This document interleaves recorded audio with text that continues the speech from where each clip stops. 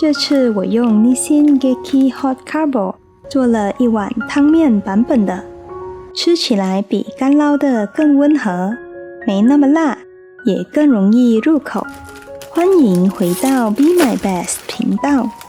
我试了很多牌子的韩国面，个人更喜欢这款奶油口味。首先在锅里加250毫升热水，水滚之后下入面饼，加2汤匙玉米粒，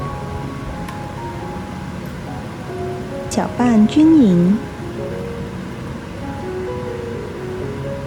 接着加入干料粉包，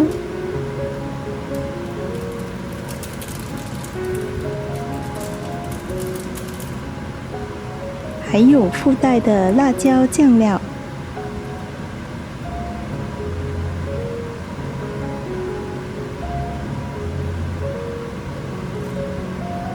把它们搅拌均匀，中火煮3分钟，让香味慢慢释放出来。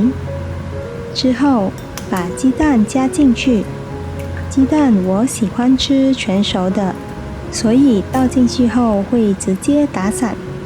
如果你喜欢半熟蛋，就直接把整颗鸡蛋打进去，不要搅。蛋白凝固，蛋黄还是流心的，超级诱人。煮1分钟就可以出锅了。起司可以用一般的起司片，但我更推荐马苏里拉奶酪，拉丝效果真的绝了，奶香也更浓郁。最后撒上一点海苔碎，汤面就完成啦。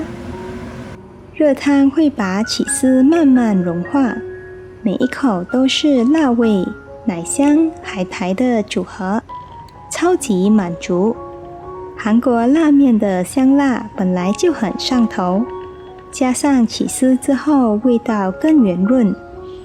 汤面做法吃起来不那么刺激，但更有层次。吃腻了干拌面，不妨试试这个汤面的做法。喜欢我的视频，记得点赞订阅哦。我们下期见。